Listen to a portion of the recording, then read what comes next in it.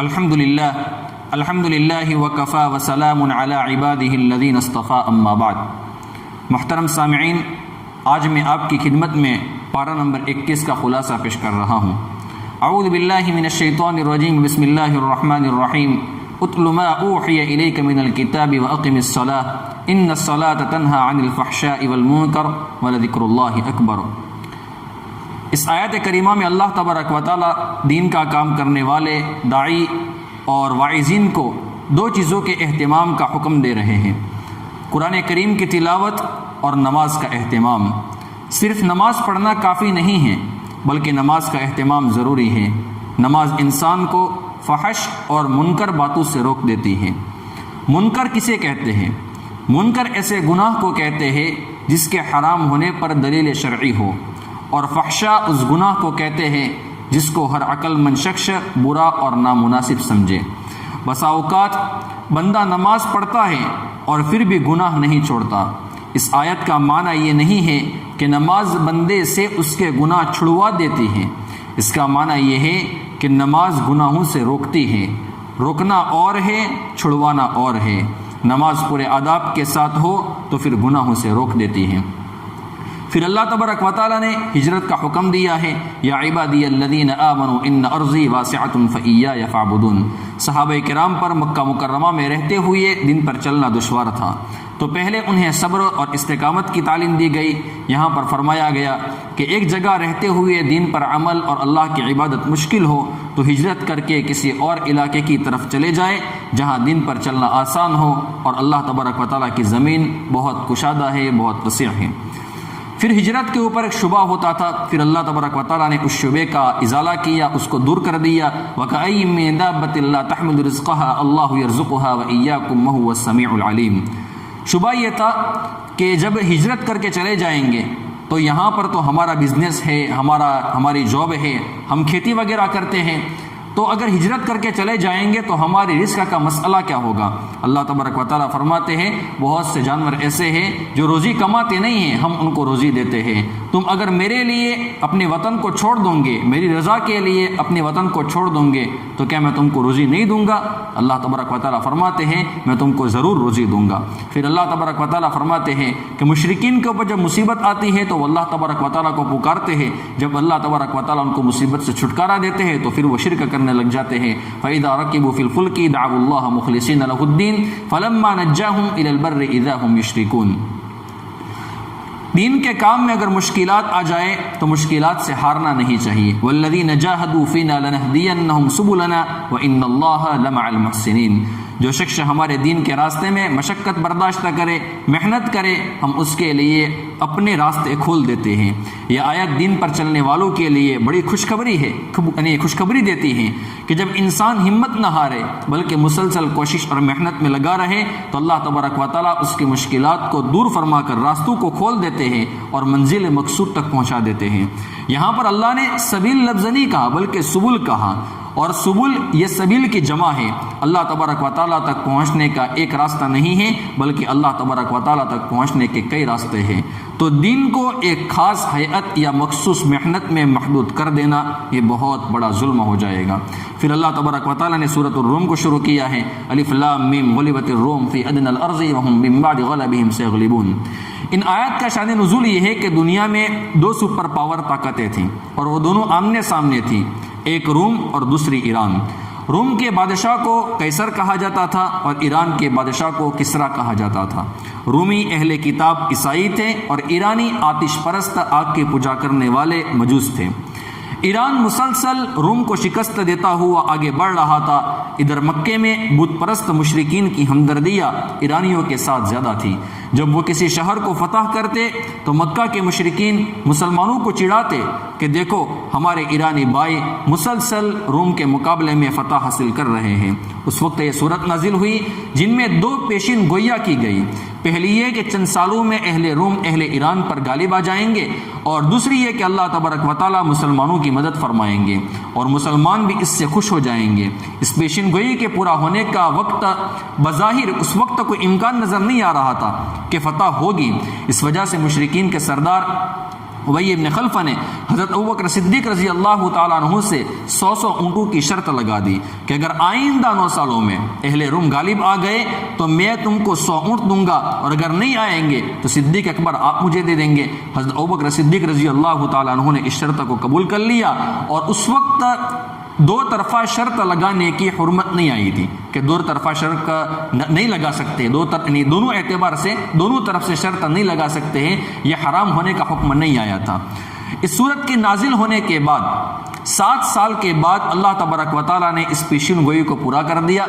جو قیصر روم تھا، جو قیصر روم ہرقل نے کسرا جو ایران کا بادشاہ تھا اس کے اوپر پلٹ کر حملہ کر دیا، جس میں قیصر کو فتح ہوئی اور کسرا ہار گیا، اور یہ وہی سال تھا جس میں غزوہ بدر ہوا تھا۔ اس طریقے سے دونوں پیشن گوئیاں پوری ہو گئی۔ ابی ابن خلفہ مر چکا تھا، اس کے بیٹوں نے شرط کے مطابق حضرت ابوبکر صدیق رضی اللہ تعالیٰ عنہ کو 100 اونٹ دیے۔ اس وقت 2 طرفہ جو شرط کی حرمت تھی وہ آ چکی تھی، اس لیے اللہ کے نبی صلی اللہ علیہ وسلم نے صدیق اکبر سے فرمایا کہ ان اونٹوں کو صدقہ کر لو۔ پھر اللہ تبارک و تعالیٰ نے 5 نمازوں کا جو ثبوت ہے وہ اللہ تبارک و تعالیٰ نے بیان کیا ہے۔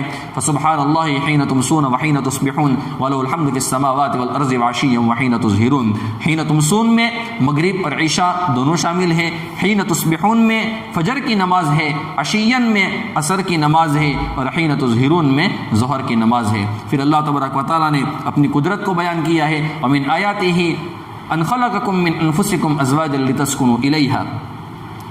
پھر انسانی اعمال کا اثر ہوتا ہے، اس کو اللہ تبارک و تعالیٰ نے بیان کیا ہے، ظہر الفساد فی البر والبحر بما کسبت ایدی الناس لیذیقہم بعض الذی عملوا لعلہم یرجعون۔ پھر اللہ نے سورہ لقمان کو شروع کیا ہے، ومن الناس من یشتری لہو الحدیث لیضل عن سبیل اللہ بغیر علم۔ نضر ابن حارث ایک مشرک تھا اور تجارت کے لیے مختلف ملکوں کا سفر کیا کرتا تھا، وہاں سے پرانے بادشاہوں کے قصے اور کہانیاں پر جو مشتمل کتابیں ہوتی تھیں وہ لاتا تھا، یا گانے والی کنیز کو جو لونڈیاں ہوتی تھی ان کو خرید کر لاتا تھا، اہل مکہ کو جمع کر کے کہتا کہ محمد صلی اللہ علیہ وسلم تمہیں پرانے وقت کی کہانیاں، عاد کے قصے، سمود کے قصے سناتے ہیں، میں تمہیں اس سے بھی زیادہ مزیدار کہانیاں اور قصے سناتا ہوں۔ اس کا مقصد یہ تھا کہ لوگ قرآن کریم کو نہ سنیں اور اللہ کے نبی صلی اللہ علیہ وسلم پر ایمان نہ لائے۔ اللہ تبارک و تعالیٰ نے یہ آیت نازل فرمائی کہ کچھ لوگ ایسے ہیں جو خدا سے غافل کرنے والی باتوں کو خرید لیتے ہیں تاکہ اس کے ذریعے سے لوگوں کو خدا کے راستے سے بھٹکا دے اور اس کا مذاق اڑائے، ایسے لوگوں کے لیے دردناک عذاب ہے۔ پھر حضرت لقمان کی اپنے بیٹے کو جو نصیحتیں ہیں وہ اللہ تبارک و تعالیٰ نے ذکر کی ہیں، وَلَقَدْ آتَيْنَا لُقْمَانَ الْحِكْمَةَ أَنِ اشْكُرْ لِلَّهِ۔ یہاں پر اللہ تبارک و تعالیٰ نے حضرت لقمان کا ذکر کیا ہے، انہیں حکمت عطا کی گئی تھی، وہ توحید پرست تھے، اللہ تبارک و تعالیٰ کے ساتھ شریک بنانے کو ظلم عظیم قرار دیتے تھے۔ حضرت لقمان نبی نہیں تھے بلکہ وہ ایک نیک اور برگزیدہ آدمی تھے، اچھے انسان تھے۔ حضرت لقمان نے اپنے بیٹے کو یہ نصیحت فرمائی، بیٹا شرک نہ کرنا، شرک بہت بڑا گناہ ہے۔ اگر کوئی چیز رائے کے دانے کے برابر بھی ہو تو اللہ تبارک و تعالیٰ کی ذات ایسی ہے کہ اسے حاضر کر دے گی، اس لیے اللہ تبارک و تعالیٰ کے علم کا قائل رہنا، نماز کی پابندی کرنا، نیکی کا حکم دینا، برائی سے روکنا، لوگوں کے ساتھ ترش روی سے پیش نہ آنا، زمین پر اکڑ کر نہ چلنا، میانہ روی کے ساتھ چلنا، اپنی آواز کو پست رکھنا۔ پھر اللہ تبارک و تعالیٰ نے فرمایا کہ 5 چیزوں کا علم صرف اللہ تبارک و تعالیٰ کے پاس ہے، ان اللہ عنده علم الساعة وينزل الغيث ويعلم ما في الارحام وما تدري نفس ماذا تكسب غدا وما تدري نفس بأي ارض تموت۔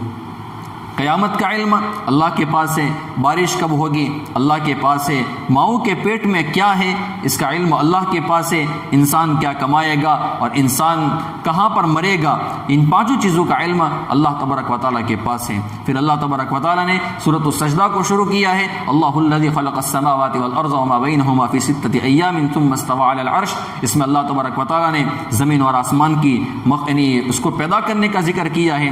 پھر اللہ تبارک و تعالیٰ نے فرمایا وَلَقَدْ آتَيْنَا مُوسَى الْكِتَابَ فَلَا تَكُونْ فِي مِرْيَةٍ مِّن لِقَائِهِ۔ اس آیت کے 2 معنی ہیں، ایک معنی یہ ہے کہ ہم نے موسیٰ علیہ السلام کو تورات دی ہے اور آپ کو قرآن کریم دیا ہے، فَلَا تَكُونْ فِي مِرْيَةٍ مِّن لِقَائِهِ، یہ قرآن ہماری طرف سے ہے، اس قرآن میں آپ نے شک نہیں کرنا، حضور صلی اللہ علیہ وسلم کو قرآن کریم کے قرآن ہونے میں کوئی شک نہیں تھا، لیکن بسا اوقات کسی بات پر مزید پختہ رہنے کے لیے اللہ تبارک و تعالیٰ ایسی بات ارشاد فرماتے ہیں۔ اور ایک معنی مفسرین نے یہ بیان کیا ہے کہ ہم نے موسیٰ علیہ السلام کو تورات دی ہے اور آپ کی موسیٰ علیہ السلام سے اس دنیا میں ملاقات ہوگی، اور اس ملاقات میں آپ کو شک نہیں کرنا ہے، اور آپ یقین رکھیں آپ کی ملاقات موسیٰ علیہ السلام سے ہوئی ہے، اور اللہ کے نبی صلی اللہ علیہ وسلم کی ملاقات حضرت موسیٰ علیہ السلام سے معراج کی رات آسمانوں پر ہوئی ہے۔ پھر مقتدا کے لیے دو شرطیں ہیں، وَجَعَلْنَا مِنْهُمْ أَئِمَّةً يَهْدُونَ بِأَمْرِنَا لَمَّا صَبَرُوا وَكَانُوا بِآيَاتِنَا يُوقِنُونَ۔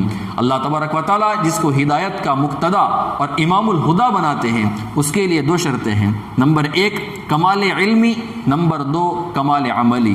لما صبروا یہ کمال عملی ہے، صبر کا دائرہ بہت کشادہ ہے، بہت وسیع ہے۔ اطاعت پر جو تکلیف ہوتی ہے اس پر بھی صبر کرنا ہے، گناہوں سے روکنے پر تکلیف ہوتی ہے اس پر بھی صبر کرنا ہے، مشقت آئے تو برداشت کرنا ہے، اس کو بھی صبر کرنا ہے۔ صبر کا مفہوم بہت وسیع ہے اور بہت کشادہ ہے، اور صبر سے بڑھ کر اور کیا عمل ہو سکتا ہے۔ وَكَانُوا بِآيَاتِنَا يُوقِنُونَ، آیات پر یقین رکھنا ہے۔ یقین وہی کرے گا جس کے پاس علم ہو اور فہم ہو، اور یہ کمال علمی ہے۔ پھر اللہ تبارک و تعالیٰ نے سورۃ الاحزاب کو شروع کیا ہے، ما جعل اللہ لرجل من قلبین فی جوفہ۔ ایک بات، عرب کے اندر 3 باتیں بہت مشہور تھیں۔ ایک بات یہ تھی کہ جو سمجھدار آدمی ہوتا ہے اور بات کی گہرائی تک پہنچتا ہے تو لوگ اس کے بارے میں یوں کہتے تھے کہ اس کے 2 دل ہیں۔ اللہ تبارک و تعالیٰ نے کسی آدمی کے دل میں 2 دل نہیں پیدا فرمائے، سینے میں 2 دل نہیں پیدا فرمائے ہیں، جو آیت کریمہ میں نے ابھی پڑھی، ما جعل اللہ لرجل من قلبین فی جوفہ۔ دوسری بات یہ تھی کہ جب کوئی شخص اپنی بیوی کو یوں کہہ دے کہ تم میرے لیے ایسی ہو جیسے میری ماں کی پشت، تو وہ اپنی بیوی کو ماں کی طرح حرام سمجھتا تھا۔ اور تیسری یہ بات تھی کہ جب کوئی شخص کسی کو اپنا منہ بولا بیٹا، جسے ہم کہتے ہیں گود میں لیا ہوا بیٹا، تو اگر کوئی بنا لیتا تھا، منہ بولا بیٹا بنا لیتا تھا، گود پہ لیتا تھا، تو وہ اس سے ایسے سمجھتے تھے جیسے حقیقی بیٹا ہو، میراث میں اس کو شریک کرتے تھے، اور اس کی بیوی سے اس کی طلاق یا وفات کے بعد نکاح کو حرام سمجھتے تھے۔ اور اللہ تبارک و تعالیٰ نے یہاں پر ان تینوں کی تردید فرمائی ہے۔ پھر اللہ تبارک و تعالیٰ فرماتے ہیں النبی اولیٰ بالمؤمنین من انفسہم وازواجہ امہاتہم، کہ انبیاء کرام علیہ الصلاۃ، اللہ کے نبی صلی اللہ علیہ وسلم تمام مومنین کے لیے ان کی اپنی جانوں سے زیادہ عزیز ہے، محبوب ہے، اور ازواج مطہرات مؤمنین کی مائیں ہیں۔ پھر اللہ تبارک و تعالیٰ نے غزوہ خندق کا واقعہ ذکر کیا ہے، یا ایھا الذین آمنوا اذکروا نعمت اللہ علیکم اذ جاءتکم جنود فارسلنا علیہم ریحا وجنودا لم تروها۔ یہاں سے لے کر کئی آیات میں غزوہ احزاب کا مختلف پہلو سے اللہ تبارک و تعالیٰ ذکر کرتے ہیں۔ مشرکین نے احد کے اندر اور بدر کے اندر جب ناکامی ان کو حاصل ہوئی تو انہوں نے مختلف عرب کے قبائل کو مسلمانوں کے خلاف جمع کر کے 12 سے لے کر 15,000 کا لشکر انہوں نے تیار کر لیا، مدینہ منورہ پر حملے کی نیت سے نکلے۔ ادھر اللہ کے نبی صلی اللہ علیہ وسلم کو اطلاع مل گئی، آپ نے صحابہ کرام سے مشورہ کیا، حضرت سلمان فارسی رضی اللہ تعالیٰ عنہ کی رائے کے مطابق مدینہ منورہ کے باہر خندق کھودی گئی۔ مشرکین نے تقریباً 1 ماہ تک محاصرہ کیا، گھیر کر رکھا۔ بالآخر اللہ تبارک و تعالیٰ کی مدد آئی، تیز آندھی چلی جس کی وجہ سے مشرکین بھاگ گئے، اور مدینہ سے یہود بنی قریظہ نے عہد شکنی کی، یعنی عہد کو توڑ دیا۔ تو غزوہ خندق سے فارغ ہونے کے بعد مسلمانوں نے ان کا محاصرہ کیا۔ پھر حضرت سعد رضی اللہ تعالیٰ عنہ کے فیصلے کے مطابق ان کے مردوں کو قتل کیا گیا، ان کے نابالغ بچوں اور عورتوں کو غلام اور لونڈیا بنا دیا گیا۔ درمیان میں اللہ تبارک و تعالیٰ نے منافقین کا بھی ذکر کیا ہے، جنہوں نے حیلے بہانے کر کے غزوے میں شریک ہونے سے عذر پیش کیا تھا۔ پھر اللہ تبارک و تعالیٰ فرماتے ہیں یا ایھا النبی قل لازواجک ان کنتن تردن الحیاۃ الدنیا وزینتها فتعالین امتعکن واسرحکن سراحا جمیلا۔ اس آیت کو آیت تخیر بھی کہتے ہیں۔ ازواج مطہرات نے اللہ کے نبی صلی اللہ علیہ وسلم سے غزوہ خندق اور جنگ بنی قریظہ کی فتوحات کے بعد نفقہ بڑھانے کا ایک جائز مطالبہ کیا، جو درست تھا، بالکل ٹھیک تھی یعنی اپنی بات رکھنے میں، لیکن یہ ازواج مطہرات کی شان کے لائق نہیں تھا۔ اس لیے اس آیت کو نازل کر کے ازواج مطہرات کو اختیار دیا گیا کہ وہ اللہ کے نبی صلی اللہ علیہ وسلم کے ساتھ رہے، یا اور اپنی سوچ کو بدل لے، یا تو یہ اختیار کر لے، اور اگر دنیا کی زیب و زینت اختیار کرنا چاہے تو آپ صلی اللہ علیہ وسلم سے علیحدگی کے اختیار کر لے۔ لیکن قربان جائیے ہماری ماؤں کے اوپر کہ انہوں نے پہلی صورت کو اختیار کر لیا کہ نہیں، ہم جس حال میں بھی رہیں گے ہم اللہ کے نبی صلی اللہ علیہ وسلم کے ساتھ رہیں گے۔ اللہ تبارک و تعالی ہمیں اللہ کے نبی صلی اللہ علیہ وسلم اور اپنی روحانی ماؤں کی قدردانی کی توفیق عطا فرمائے، ان کی ناموس کی حفاظت کرنے کی توفیق عطا فرمائے، آمین یا رب العالمین۔ وآخر دعوانا ان الحمد للہ رب العالمین۔